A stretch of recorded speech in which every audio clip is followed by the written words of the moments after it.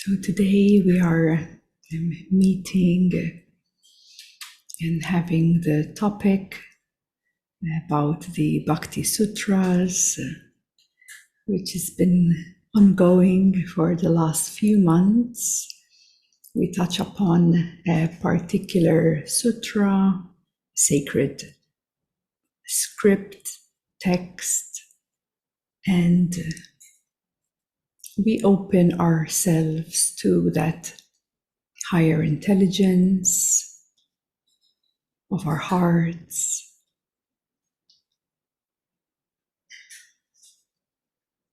And through the opening of the intelligence of the heart, we rekindle the divine love within us. We touch upon something which is very special. You may call it the sweet nectar of the vine. And you touch upon this when you're, first of all, quieted down, more present. You become more receptive to receive beyond the words spoken. You receive even in between words. There is a divine presence there overflowing. And with a great openness in our hearts, we can begin to taste what it is, this divine love or divine nectar. We rekindle that, and this is why we create these events, so that we can sit in satsang. We meet in a group meeting, and we meet to remember the truth within us. Not what someone else says, but what is heard and listened deeply from within you. Because these words, they're always pointing to something greater inside of you, to something which may have been overlooked or dismissed. Thus, meetings, which in Sanskrit they are called satsangs, has been very popular for thousands of years, where people gathered together and listened deeper. So the topic of today is about listening and celebrating. This is one of the Bhakti Sutras. So I really enjoy these meetings because it's also like tuning into the present now, what would be something great to speak of. And listening is something that we all need a lot of work to master within us. It is not the listening from our ear that we are speaking of. It's not the listening of the sounds of these words. It's a deeper listening. For a few, you may say, I started to listen from my heart. And how does that feel like within you when you listen from your heart? Because listening is very subtle.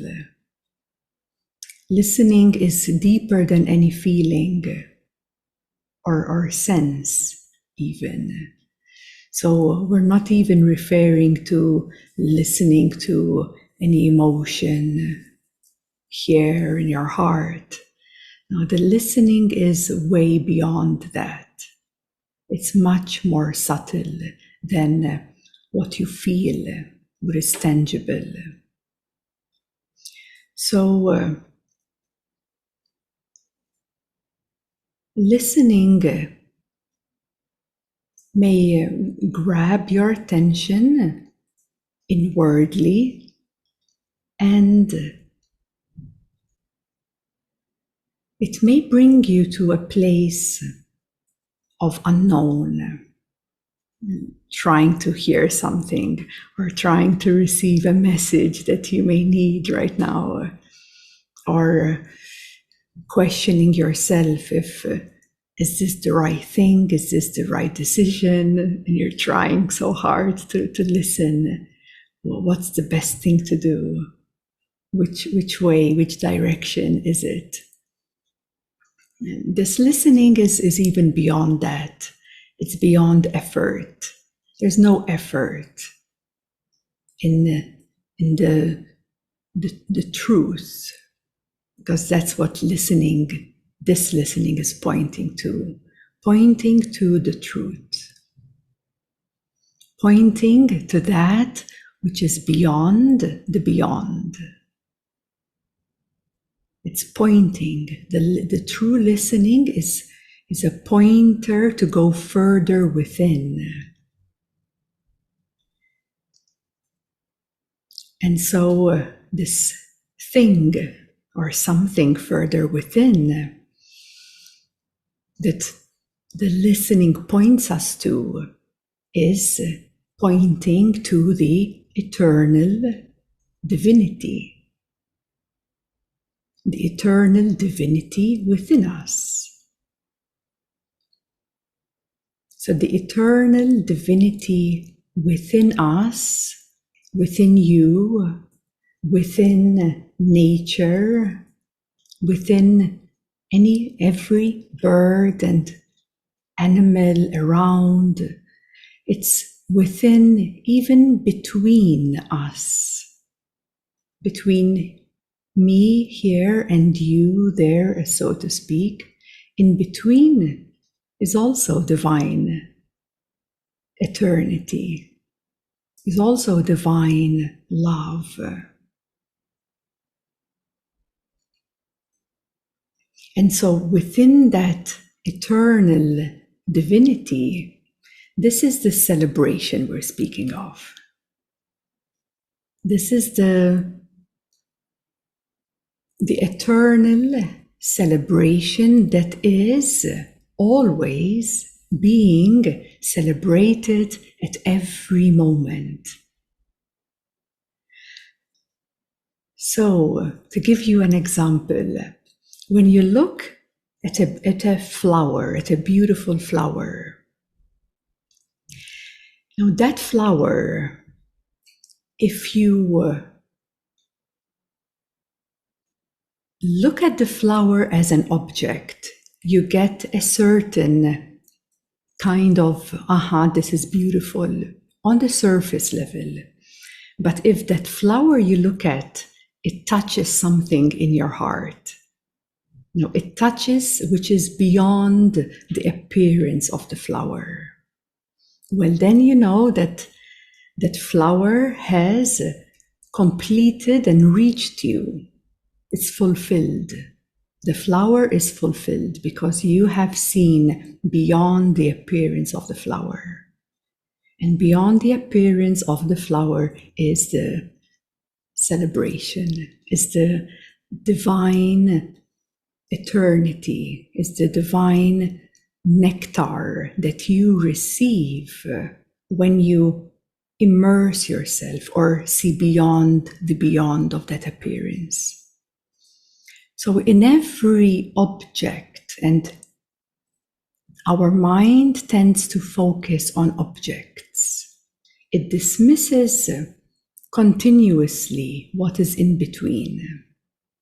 You see, you're focusing on me right now, and you may not be aware of the space in between. So we have a tendency to fix our focus upon an object. And because the object then seems so real, we hit a barrier. And it is through the deeper listening that opens our heart, opens our soul, for us to go beyond any appearance and touch upon the eternal divinity. So if you look at the flower and see yourself in it, then you know that that flower has reached its full capacity. It has fulfilled itself because you can see yourself in it. If you are able to look at a bird and realize that what the bird sees through those eyes, what is beyond those eyes of the bird is what is beyond your own eyes, then you know, because what is in that bird is in you. And here we're speaking of beyond the beyond, of the appearances that continuously fool us. Appearances create a certain limitation upon ourselves. But the moment we allow this deeper listening to guide us into something so subtle, having the ability to immerse oneself with another, with a nature, with animals, with space, you find out that all that you see is yourself.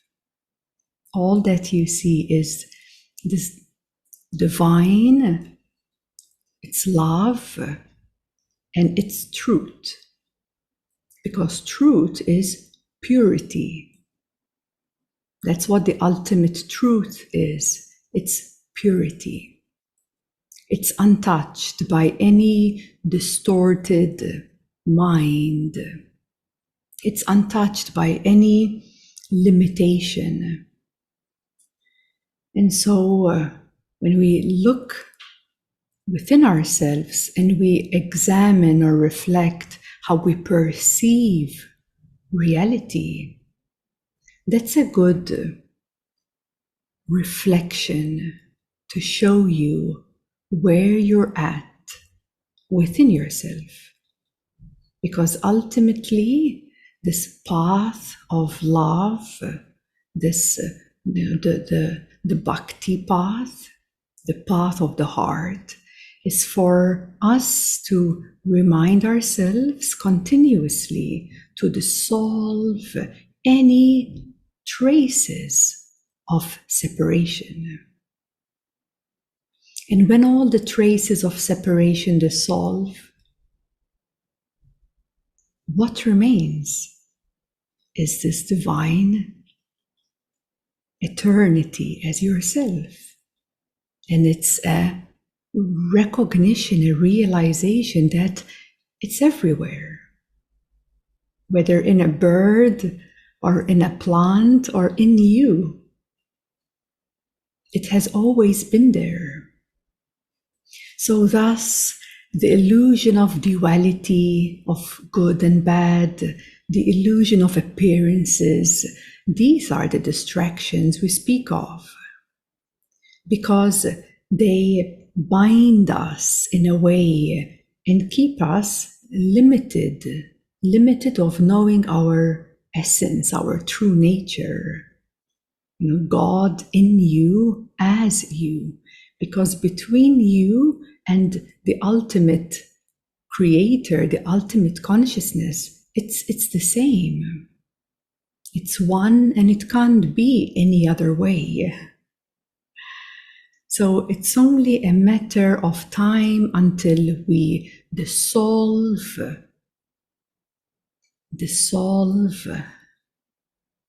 all traces that keep us in separation.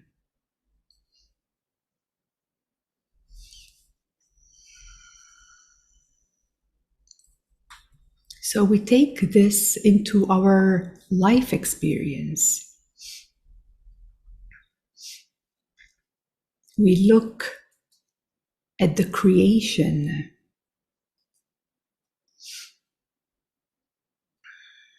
and through the eyes of creation, every moment is a celebration. Whether you are happy now in this moment, or whether you are suffering with some sorrow or sadness. Because behind that is already this celebration of your eternal divinity. So the celebration is coming from the core. Okay, because many times this might be a little bit misunderstood, where we try to become more and more spiritual, we try to be more and more positive, we try and become more and more loving, and then we hate even more and more all the unwanted corners within us. We hate it more and more. We try to hide it. We try to put it in corners or else judge ourselves and really struggle with that other aspect. But when you know that divine love, divine eternity is beyond both aspects, both duality, now that's a true celebration. See the celebration that is within your deepest core, your divinity itself. It doesn't matter if one moment you're happy and another moment you're sad. It doesn't matter. Really, it doesn't matter. Because you know who you are. And through the happiness or through the sorrow, you see the celebration of life. Now, if that isn't freedom, I don't know what is. Because that is freedom. Freedom is being and knowing through your direct experience who you really are.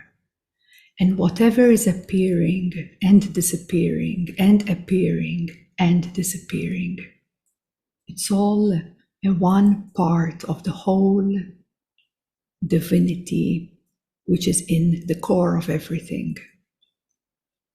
So this is a very beautiful sutra to remind us that through this deeper listening, which guides us inwards and closer beyond the beyond, and from that place, then we can truly, really authentically experience the celebration of creation, the celebration of God within us, the celebration of divine eternity.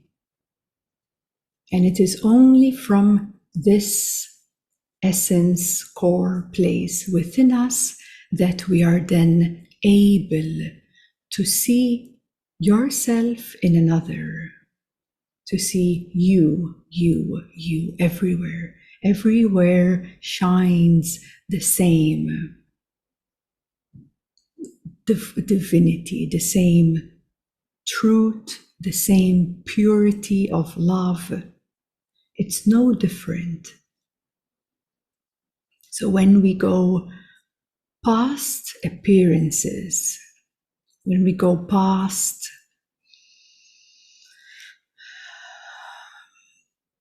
separation, and it dissolves and dissolves and dissolves. Well, what is dissolving is all the illusions or ideas we have adopted.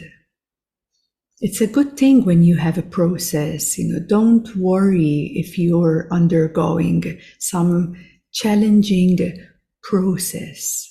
It's part of evolution. you're moving forward. It's a great thing, isn't it?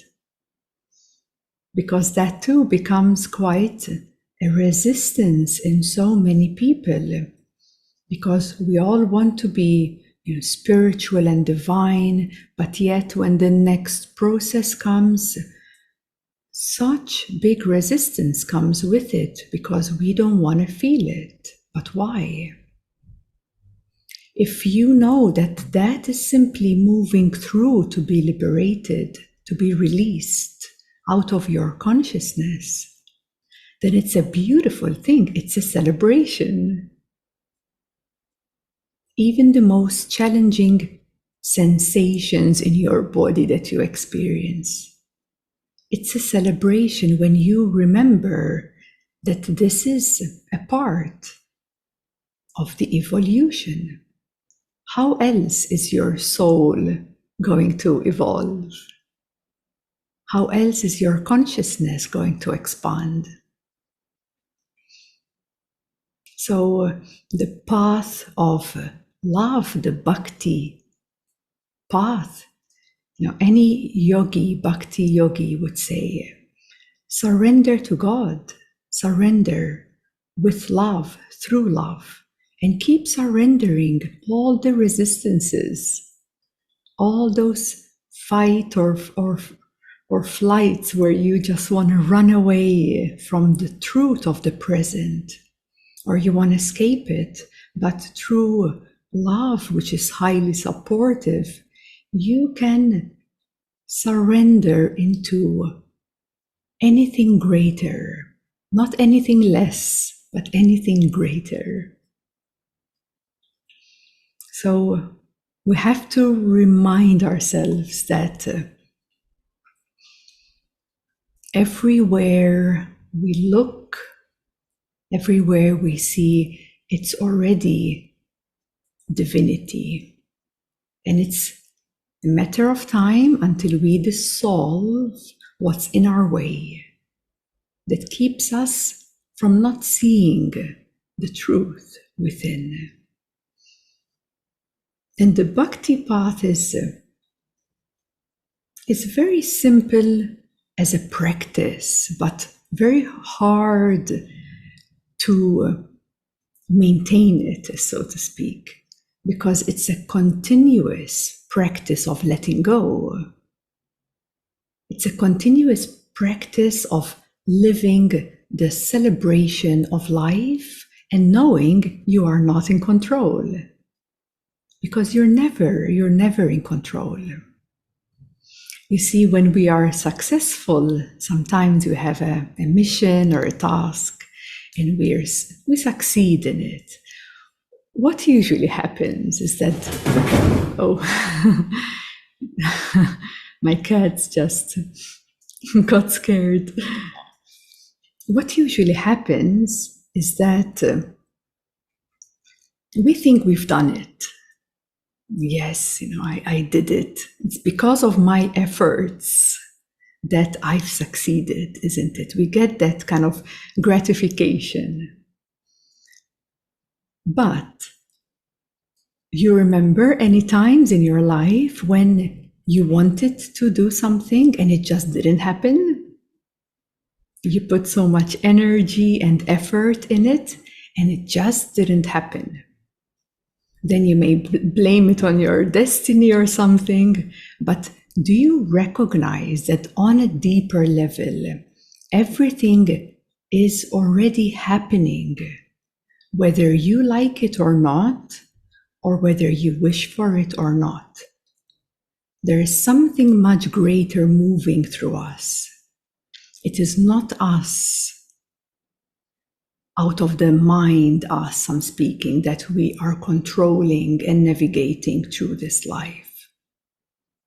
See what is happening, what has happened, because it had to happen exactly that way, whether you liked it or not. So ultimately, you're not in control. You've never been in control, although you wish it to be so. There is a greater force, a higher intelligence that moves us in certain ways so we grow, so the seeds sprout, so that sprout grows as a tree and it strengthens and ripens into fruits. And the way that functions and works is not by any mental or ego state. It happens because of something much, much greater. And this is why some things happen in our lives and other things, they don't happen, because they're not meant to happen. They're just not meant to happen. So here we're speaking of a deeper trust, an authentic trust. Where is that trust within us? Are we trusting a day or a moment just because we feel good about ourselves and you're like, yes, I trust the universe or something like that? But the moment the world turns upside down, you lose your trust and it's nowhere to be found. The deeper trust, the authentic trust, is in that place of listening, which points into the direction of your eternal divinity. And whether you know it or not, that is the direction where you must anchor your trust to. Because from here, then anything is going to happen anyways. Life is constantly changing and remolding itself and cycles closing down. Yes, you lose something every time a cycle closes down. But every time that cycle closes down, a new cycle is opening. A new door is opening up for you. No matter how challenging the feeling of loss is, there's always something greater coming up. How else would that happen if the other cycle wouldn't close down for you? But we're so attached, we're so stuck upon what we know and we want to grab and keep. But when we loosen up those grips, you may experience a bit of fear or anxiety or shake-up, but all you can do in that moment is once again remember of that inner listening, because it's there and beyond where you once again remember that a wakefulness of that celebration of divine. So everything we see changing and happening and whatever in any shape and form, it's happening for you. It's not about that. It's about what's in its core of it. And once you are able to touch upon the core of everything, then that is the liberation, then that is the freedom that belongs to us as who we really are. And it doesn't matter how things happen, how things unfold, because you are here where you truly belong.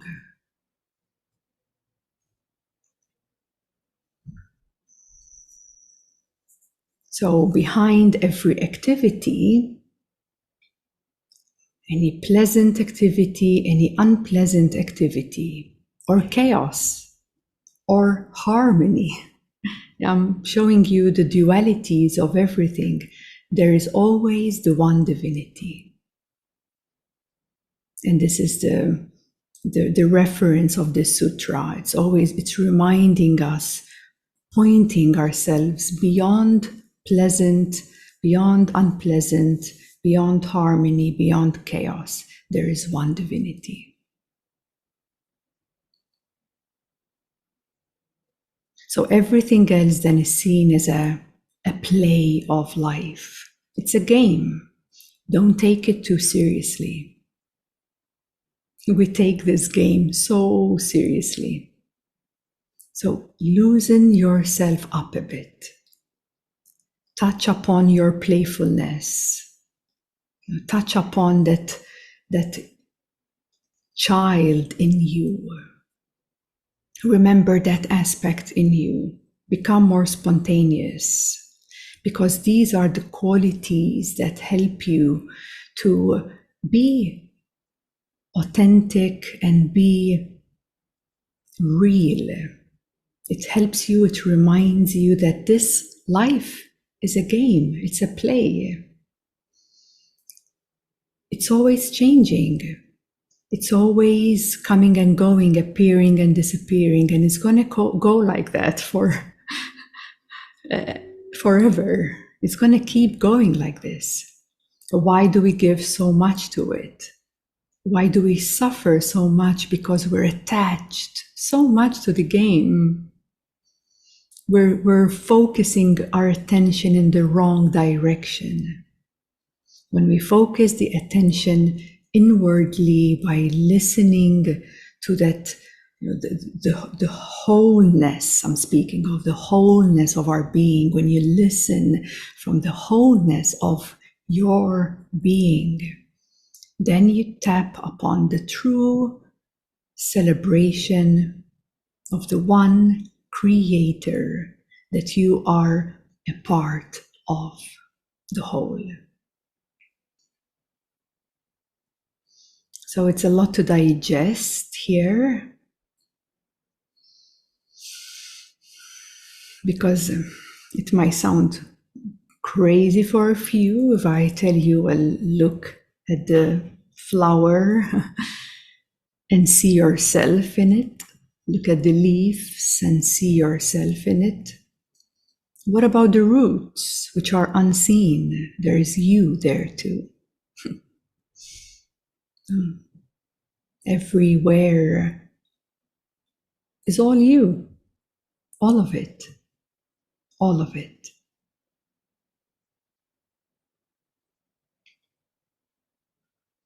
But for us to really experience that, which it is possible to experience that, we simply need to dissolve any illusions of separation. That's all. That's all is in the way. It's a disillusionment. And one way to start off by realizing that all that you see around you, there's you in every core of it all. And what appears is coming and going and changing, but that's the play of the universe. That's the Leela. So do not take that so seriously. Start becoming the dancer of this universe. Enjoy the play. Enjoy the play. Don't be serious upon the play, because when you're serious, there are some attachments there. But when you take it so lightly of this ever-changing phenomena we experience here, seeing the duality of everything, oh, it's a play of life, then we do not take it so seriously anymore. Then you're in tears of joy. You can be in tears of sorrow. It's okay. It's fine. Because deep in your core, you know all of it is you already. So there's nothing to push away or nothing to pull towards you. Allow everything to be free as it is, and see everything as it is, as it already is. And this is where we can then start to experience this joy that is found in the infinite,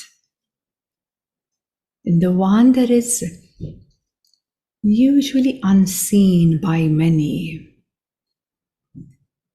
And it's the most important to see once again, to remember once again, because without that truth and divine, then something big is really missing in your life. very big.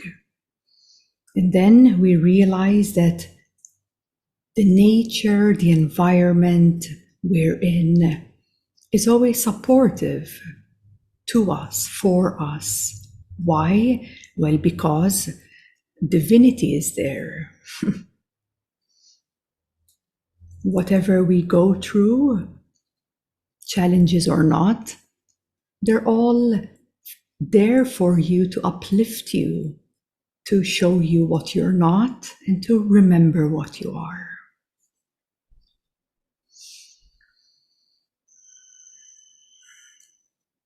And to also see that in all opposition, in all duality, it's already encompassed.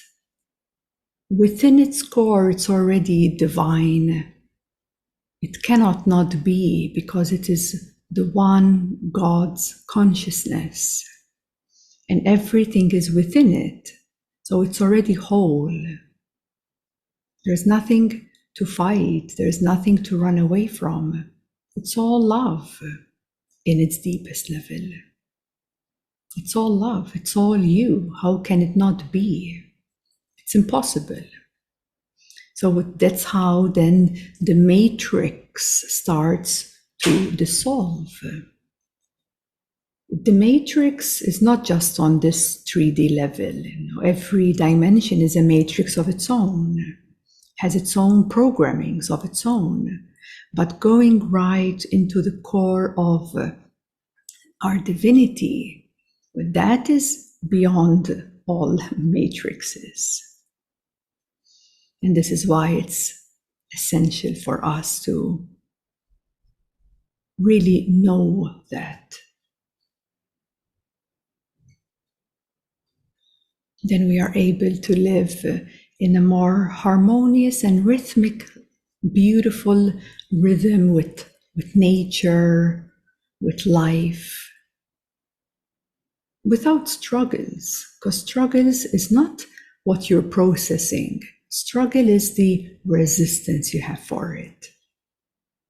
And if it's already in divine already, it's already in God already, why would we want to resist it? So love is always encompassing it all. And the more we can surrender, meaning just allowing it to be there, acknowledging it, encompassing it with love. And it's okay, this moment is like this. Next moment is going to be different. So that will help to start transcending the struggles that one may experience in life.